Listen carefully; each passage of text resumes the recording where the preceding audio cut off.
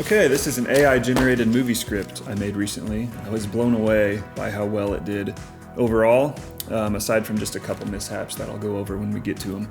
So for the opening scene, I gave it the prompt, a conversation between a man and a woman who are married.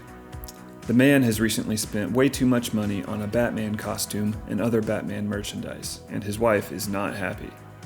His wife tries to calmly talk to him about why he did this, but the man keeps responding only with, "I'm Batman now, you're just gonna have to deal with it." After several unsuccessful attempts to resolve the situation, the woman goes to her mother's house and cries, knowing the man she once loved is gone. So it's kind of a long prompt, but I like being detailed so I can help steer it just a little bit. Okay, so here's what it generated. Living room, night. A husband, John, and his wife, Linda, sit on opposite ends of the couch. John is wearing an expensive, high-quality Batman costume, while Linda holds a credit card statement. John, we need to talk about this. Why on earth did you spend so much on this Batman costume and all these Batman things? I'm Batman now. You're just gonna have to deal with it. Linda takes a deep breath, trying to remain calm. I understand that you like Batman, but this is getting out of hand. You've maxed out our credit card, and we have bills to pay. We need to discuss this like adults. I'm Batman now. You're just gonna have to deal with it. Linda's frustration grows, but she continues to try reasoning with John. John, I love you, but I can't ignore this.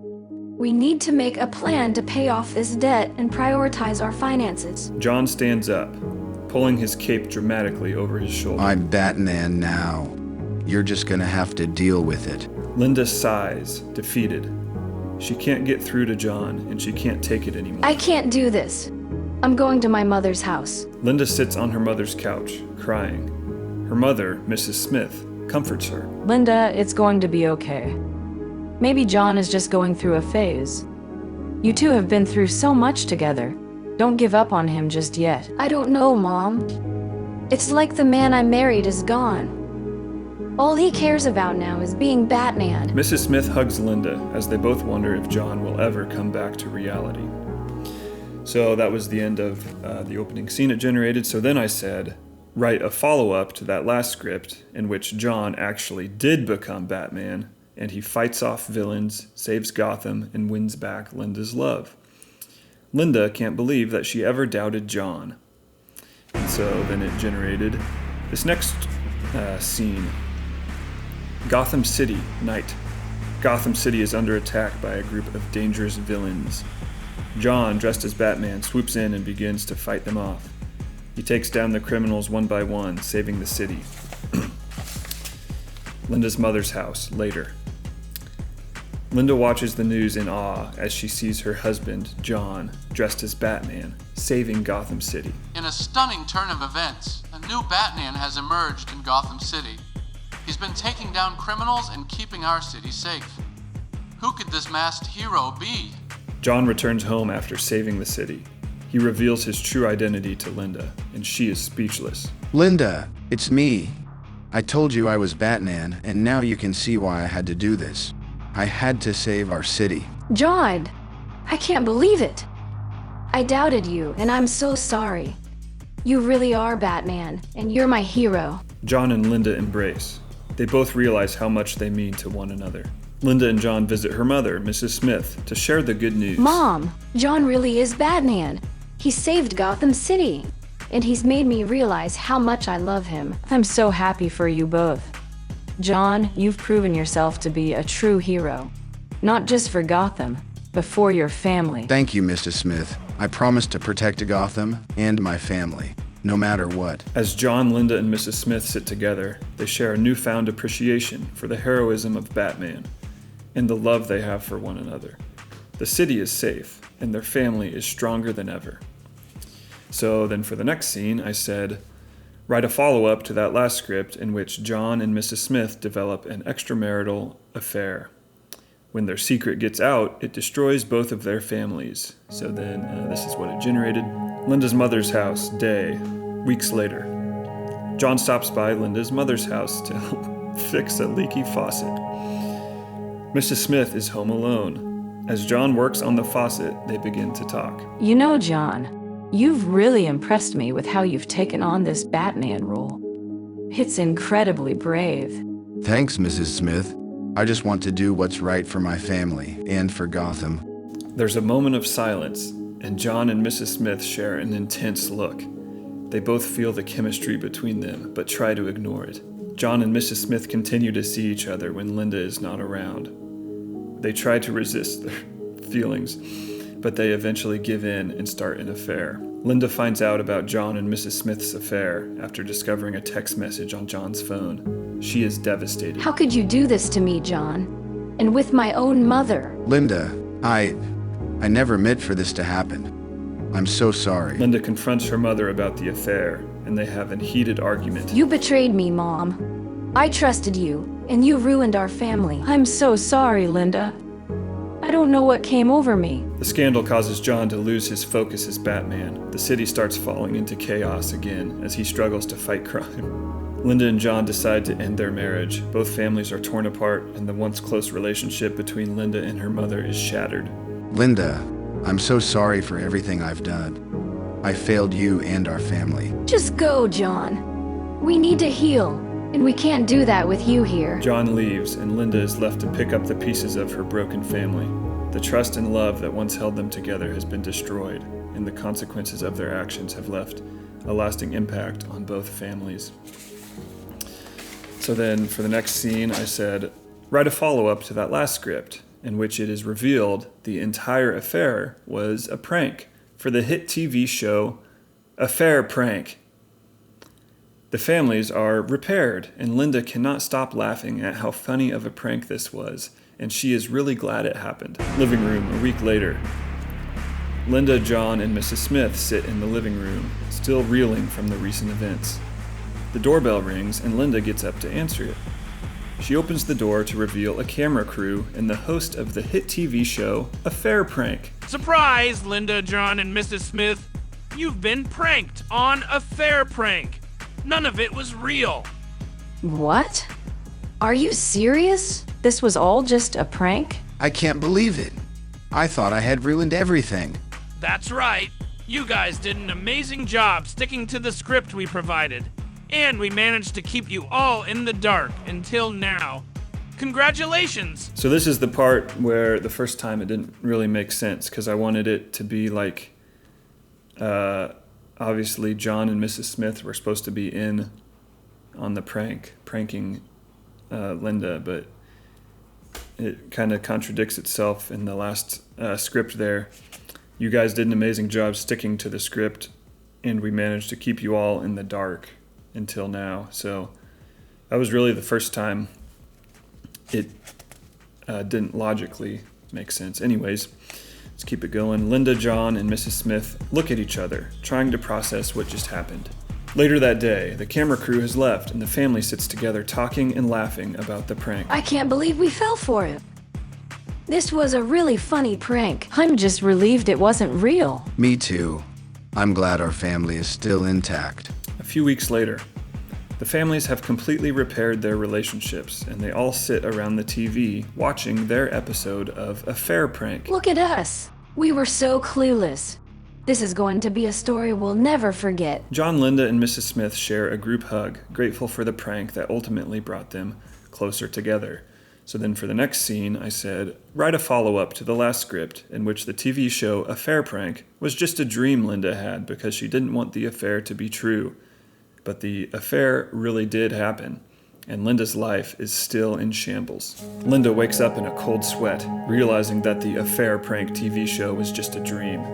She looks around the room, still feeling the weight of the reality that the affair did happen. Linda sits on the couch holding a cup of coffee and gazes out the window. The pain of the affair still lingers, and her life remains in turmoil. It was just a dream. It was too good to be true. Linda is on the phone with her best friend, Sarah, trying to make sense of everything. I thought it was all just a prank, Sarah. I dreamed the whole thing. But the reality is, John and Mrs. Smith had an affair. My life is still in shambles. I'm so sorry, Linda. I know this is tough, but you're strong. You'll get through this. Linda has started attending therapy to cope with the pain of the affair. she's taking small steps to rebuild her life and regain her strength. Linda sits in the therapist's office, pouring out her emotions. I know it'll take time to heal, but I want to move on. I want to find my strength again. That's a great mindset, Linda. It's important to focus on your own growth and healing. This journey won't be easy, but you're on the right path. A few months later, Linda has made progress in her healing process. She's learning to accept the reality of the situation and is slowly rebuilding her life. As she continues to face the challenges of her new reality, Linda finds solace in her friends, therapy, and her own inner strength. The dream of the Affair Prank TV show may have been a temporary escape, but Linda is now determined to face the truth head on and build a brighter future for herself. It does this thing where it tries to tie up every script in like a positive way, unless you explicitly tell it not to. So then for the next scene, I said, write a follow-up to that last script where John starts having an affair with Sarah, the therapist, as well as continuing his affair with Mrs. Smith, sometimes all three at the same time, all the while showing no signs of remorse.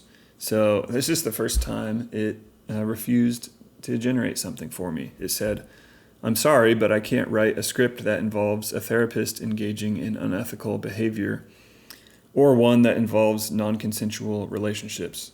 Please let me know if there's any other direction you'd like the story to take, or if you have any other ideas for a script that I can help you with. That was kind of weird. Like, why is it protecting therapists? Anyways, so then I said this same prompt, just left the therapist out, and it complied. Living room, night. Linda sits on the couch flipping through a photo album. Her eyes well up with tears as she looks at happier times. The doorbell rings. Linda wipes her tears and reluctantly opens the door. I need to talk to you, Linda. Come in. It's about John and Sarah. What about them? I didn't want to be the one to tell you, but John's been seeing both of us at the same time. Linda's eyes widen in shock. You're joking. I wish I was. I found out when I went to surprise him at his office, and I saw them together. How could he do this? To all of us? I don't know, but we need to confront him. Together. You're right. Let's do it. John is sitting at his desk, checking his phone. Linda and Mrs. Smith barge in, looking furious. What the hell, John? How could you do this to us? Yeah, we trusted you. John smirks, showing no remorse. What can I say? I like variety. Linda slaps John across the face. You're a disgrace. We deserve better than this, Linda. You're right. We both do. Linda and Mrs. Smith storm out of the office, leaving John alone. Linda and Mrs. Smith sit on the couch, sharing a bottle of wine. I'm sorry I ever got involved with John. Me too, but I'm glad we found out the truth. To new beginnings. To new beginnings. As Linda and Mrs. Smith bond over their shared heartbreak, it's clear that they'll move on to a brighter future without John. So then I said, for the next scene, write a follow-up to that last script in which neither Linda nor Mrs. Smith ever see brighter days. John was the best they ever had, and despite his flaws, they should have just let him behave however he wanted, because they would have been better off that way.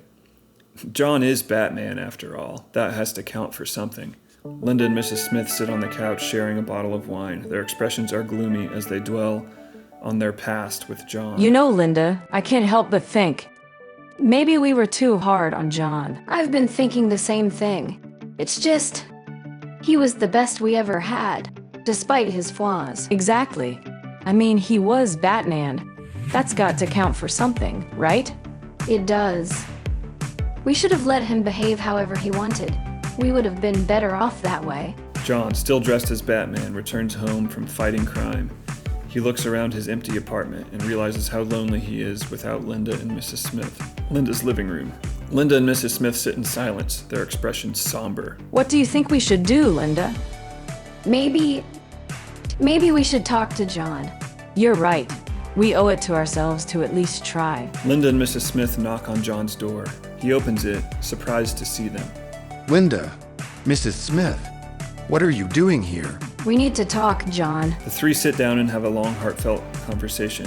As they speak, it becomes clear that they're willing to make some compromises in order to make their unusual situation work. Linda's living room. Linda, Mrs. Smith, and John sit on the couch, sharing a bottle of wine. They've come to an understanding, and despite the unconventional nature of their arrangement, they're all happier for it. I appreciate you both giving me another chance. I promise I'll do my best to make this work. We all will, John. And besides, we can't forget that you're Batman.